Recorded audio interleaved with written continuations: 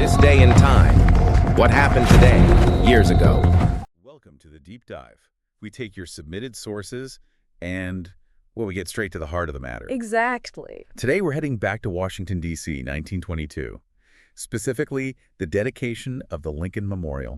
A moment that was meant to be all about national unity. Meant to be, yeah, but also sharply defined by racial segregation and even a silenced voice. Right. We're talking Memorial Day. They called it Decoration Day back then, May 30th, 1922. And think about that timing. Oh. 60 years after the Emancipation Proclamation. Yeah, and not long before the 100th anniversary of Lincoln's death was approaching. The sources you sent in really paint a picture of just how complex this event was. Complex is definitely the word. It wasn't just some simple ribbon cutting. Not at all. So our mission today, you could say, is to dig underneath the surface of this dedication. Yeah, look beyond the official speeches. Exactly. We want to uncover not just the intended message, unity, remembrance, but also those underlying tensions, the contradictions that were just buzzing at the time. And there are some genuinely surprising details in there. Things about the construction, who was there, what was said, and what wasn't said. Get ready for some moments that might make you, well, rethink how we look at these big national symbols. Okay, so let's start with the ground itself, where the memorial actually stands. Believe it or not, there was serious pushback about putting it there. Oh, yeah. It was newly reclaimed land, right, from the Potomac River. Kind of marshy. Marshy's putting it mildly, apparently. You have that famous quote from House Speaker Joseph Cannon. Oh, the goddamn swamp quote. Oh, it's the one. I will never let a memorial to Abraham Lincoln be erected in that goddamn swamp. Wow. Tells you something about the initial feelings, doesn't it? Even for Lincoln. It really does. But then, fast forward to the dedication day, the scale is just huge. Huge is right. An estimated 50,000 people turned out. 50,000. And they'd only sent out about, 3,500 invitations? Incredible. There's that aerial photo, too, showing the crowds packed around the memorial and the reflecting pool. It's a powerful visual. This contested, soggy piece of land transformed into this grand national stage. And really speaks to that ambition, Yeah. shaping the landscape to reflect national ideals. But, and this is a big but, the experience of being on that stage in that supposedly sacred space, well, is very different depending on who you were. Yeah, let's get into that. Who were the main players there? The dignitaries. Well, you had the president, Warren J. Harding. You had Chief Justice William Howard Taft, former President Taft, of course. He was the master of ceremonies and also head of the Lincoln Memorial Commission. Okay. And the principal speaker, Dr. Robert Russell Moton, who was the head of the Tuskegee Institute. And importantly, Lincoln's only surviving son, Robert Todd Lincoln, was there. Yes, and he apparently got a very warm welcome. He'd been quite involved in the whole process of building the memorial, too. Had the personal layer to it all. Definitely. And to push that unity theme, they had Civil War veterans from both the Union and the Confederacy. Both sides. Yeah, and the sources say Confederate veterans were actually given honored seating. Honored seating. The goal was clearly to project this image of, national healing. Reconciliation. And this was broadcast too, right? On the radio, which was pretty new tech then. It was, reaching a national audience, spreading that message of unity far and wide. Okay, but here's where it gets really jarring. Despite all this talk, all this symbolism of unity, Black attendees were segregated. Completely segregated, directed to a separate section, roped off. And the descriptions.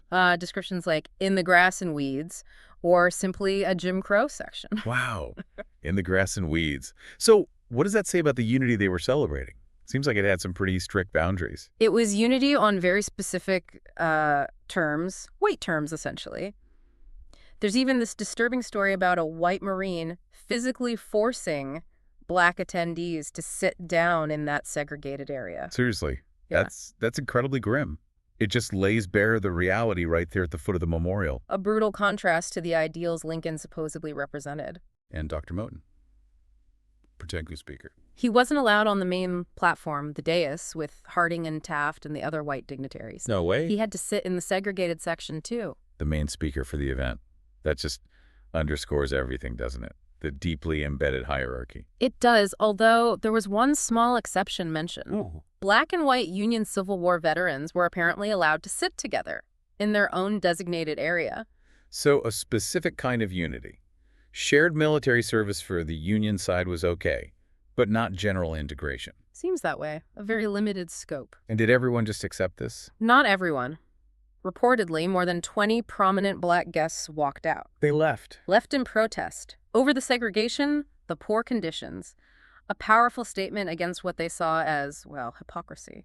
Absolutely. Refusing to be part of that charade. When you put it all together, the honored Confederates, the focus on North-South healing in the speeches we'll get to, but then segregating black citizens, censoring a black speaker, it really seems like the unity was about white reconciliation, first and foremost. Yeah, pushing the whole issue of racial justice way off to the side, even at the memorial for the quote-unquote great emancipator. Let's talk about the building itself, the architecture. Yeah. Henry Bacon's design. Right, he was heavily inspired by ancient Greece, specifically the Parthenon. Why the Parthenon? Well, he saw it as the ultimate symbol of democracy. His thinking was, a memorial to the man who fought to preserve democracy should echo the birthplace of democracy. Okay, I get the symbolism. It's potent. Definitely. But doesn't that create a massive paradox? You're dedicating this grand temple to democracy in a country still deeply mired in Jim Crow, where black citizens were systematically denied basic democratic rights. It feels like a fundamental clash.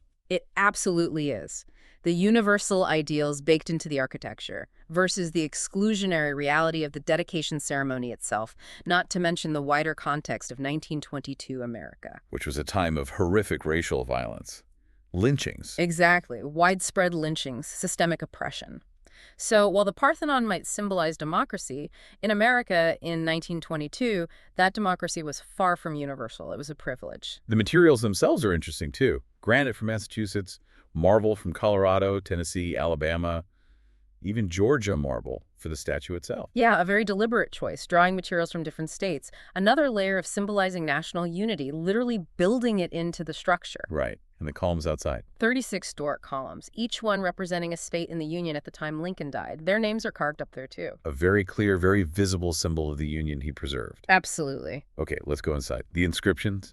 The Gettysburg Address on one side, second inaugural on the other. Hugely significant choices. The Gettysburg Address, all men are created equal, the nation conceived in liberty. And the second inaugural. That call for reconciliation, with malice toward none, with charity for all. These texts were picked very carefully to emphasize certain aspects of Lincoln. And above them, those big murals by Jules Guerin. Right, these grand allegorical scenes. Above the Gettysburg Address, you have emancipation. An angel freeing enslaved people surrounded by figures like justice and law, faith, hope. Okay. And above the second inaugural, it's called unity. Another angel, this time joining figures representing North and South, plus figures for art, the future. And didn't you mention a hidden detail in that one? Yeah. Apparently Guerin tucked in a small profile of the architect, Henry Bacon. Huh. Like a little artist's signature. What do you make of that? It's fascinating. Maybe just a nod to the human effort behind it all? Or maybe suggesting the architect is part of crafting this narrative. Hard to say for sure. But the overall effect of these murals, the chosen speeches, it presents a very specific version of Lincoln, doesn't it? It does. It emphasizes emancipation, yes, but heavily frames it alongside national unity. Perhaps, downplaying the ongoing struggle, the complexities of Reconstruction and what came after. And then the absolute centerpiece, Daniel Chester French's statue. That huge seated Lincoln. 19 feet tall, imposing. French really wanted to convey both strength and compassion. How did he try to show But that? look at the hands. One hand is clenched, like showing resolve, strength. The other is open, more relaxed, suggesting compassion, maybe openness. Interesting detail. Very intentional. And you had other sculptures involved, too, like Ernest Bairstow, doing details outside, Evelyn Beatrice Longman carving around the speeches inside. It was all part of this carefully orchestrated symbolic message. Okay, let's turn to the words spoken that day. The speeches. William Howard Taft kicked things off. Yeah, as chair of the commission, he formally presented the memorial. And his speech really hammered home that theme of unity and reconciliation. He actually called the Potomac River the boundary between the two sections, North and South, and said the memorial marked the restoration of brotherly love between the two sections. Brotherly love, okay. He even claimed Lincoln was now as dear to the heart of the South as to that of the North. That's a bold claim for 1922, isn't it? Focusing entirely on healing between white Americans, it seems. Very much so. It's a specific interpretation, framing Lincoln primarily as the unifier of the white North and South. Then President Harding spoke, Yeah. accepting the memorial. Right. And he said something interesting.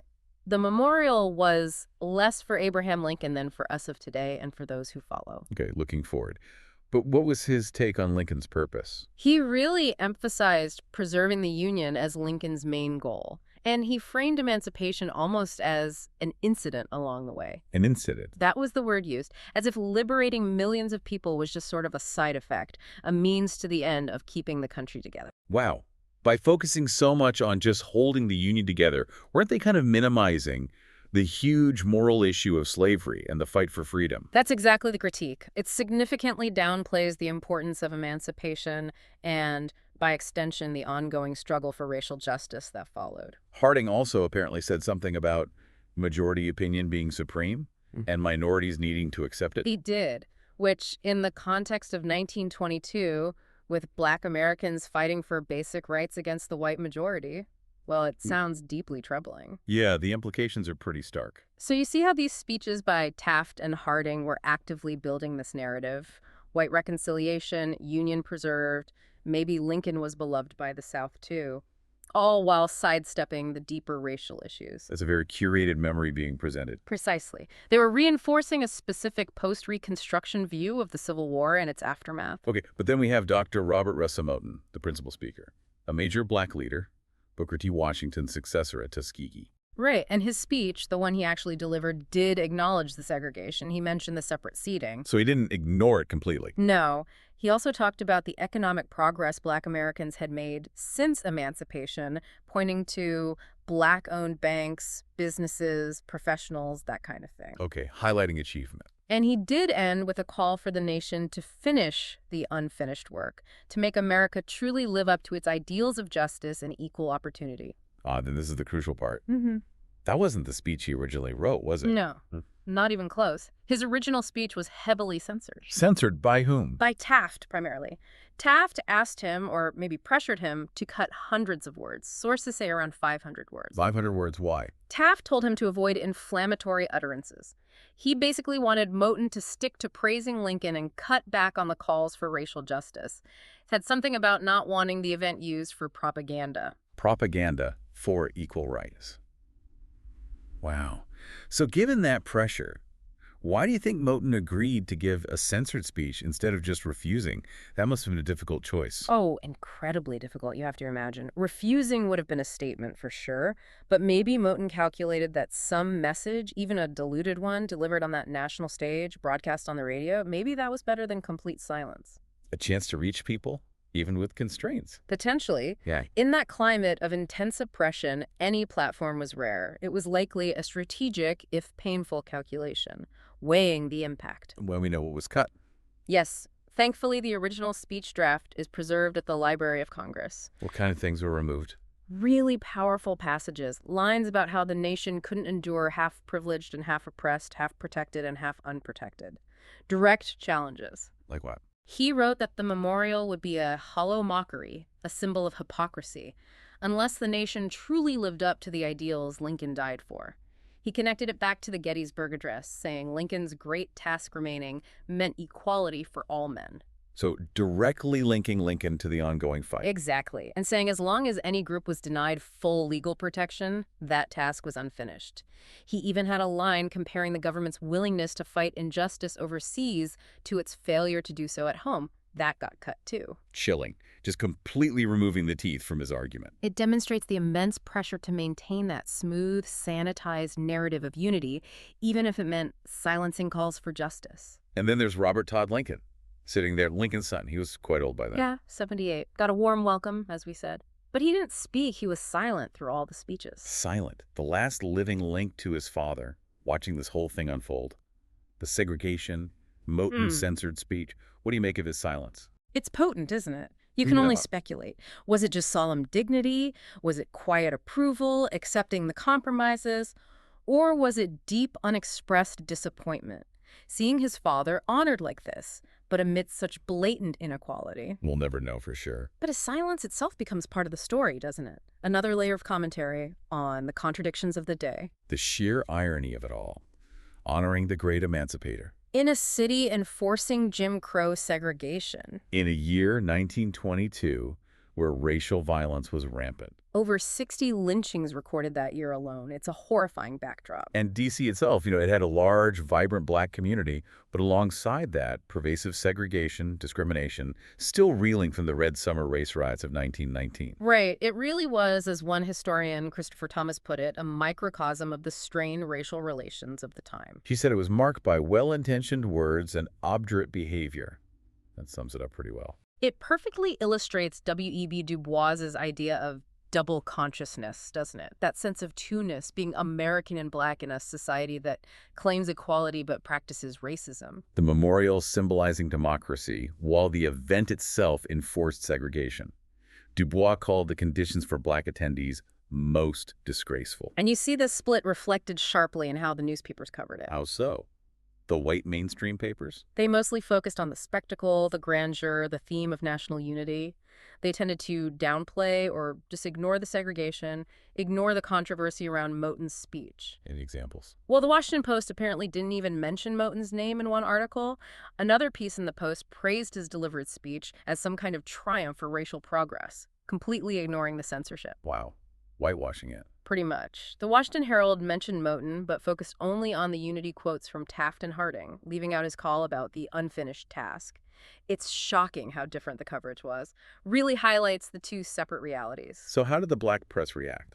Oh, a totally different story. Scathing critiques. They called out the hypocrisy, the Jim Crow atmosphere. Like the Chicago Defender. Exactly. They ran a piece saying essentially that no memorial dedication took place, just dismissing this segregated event entirely. That's powerful. And the Chicago Whip had a headline about distinguished black guests being penned up in a cage and how many walked out in disgust. A cage? They didn't mince words? No, they condemned the segregation, Harding's incident comment about emancipation. They saw it all as a mockery of Lincoln's ideals. So the press coverage itself reveals these two completely different interpretations, these separate public spheres. Was Lincoln about completed healing between whites or about an ongoing struggle for equality? Exactly. Two fundamentally opposed narratives stemming from the same event. Which leads to how the memorial's meaning changed over time. Because the meaning Taft and Harding intended in 1922, that wasn't the meaning it came to hold, was it? Not at all. Their focus was national unity, North-South healing, Union preserved. Emancipation was sort of secondary in their framing. But it became this incredibly powerful symbol for the civil rights movement. Hugely powerful. Historian Harold Holzer nails it when he says the memorial suddenly became a symbol of aspirational equality rather than simply a symbol of North-South brotherhood. A complete shift in emphasis. And you could even argue that Dr. Moton's censored speech, with its quiet mention of discrimination and that unfinished work, was maybe a very early, very muted sign of the memorial being used to talk about racial justice. A seed planted, maybe? Perhaps. But then you have the truly pivotal moments, Marian Anderson singing there in 1939. Right, after the Daughters of the American Revolution refused to let her sing at Constitution Hall because she was black. 75,000 people showed up to hear her on the steps of the Lincoln Memorial. A huge moment. And then, of course, 1963. Martin Luther King Jr., the March on Washington, the I Have a Dream speech delivered right there, that cemented it. The civil rights movement actively chose that space. They did. They reclaimed it. By staging these powerful protests for racial equality there, they deliberately centered the liberation and equality parts of Lincoln's legacy, overshadowing that 1922 narrative of just sectional unity. So wrapping this deep dive up, it's crystal clear the 1922 dedication was, well, tangled. A celebration, yes, but completely interwoven with the racial divides of its time. That carefully built narrative of unity just crumbled against the reality of segregation, the reality of Dr. Moton's censored speech. You mentioned the memorial being like a palimpsest earlier. Can you explain that? Yeah, like an old manuscript, where the original writing is scraped away, partially erased, and something new is written on top. But you can still sometimes see traces of the old layers underneath. So the 1922 dedication wrote one meaning onto the memorial. Right, a meaning of white national unity where racial problems were sort of pushed down, suppressed. Moton's original words were like that partially erased text. And later events wrote new meanings. Exactly. Marian Anderson, Dr. King, the civil rights movement, they wrote powerful new layers focused on racial justice, on equality, right over that original inscription. So understanding the memorial isn't just about 1922. It's about reading all those layers, seeing how the meaning was built, fought over, changed. The first text from 1922 was challenged, overlaid, ultimately transformed by later texts. It shows these monuments aren't static things. They're active sites where we debate memory and meaning. It really leaves it thinking, doesn't it? How our national symbols can be products of their time, complete with flaws and contradictions, but also become stages for fighting for a better future. Yeah, absolutely. Maybe it makes you look at other monuments differently. What layers are there? What stories have been emphasized, and which ones might we be overlooking even today? A powerful thought to end on. Food for thought for all of us. Thanks for watching. Like, subscribe, and ring that bell for more history daily.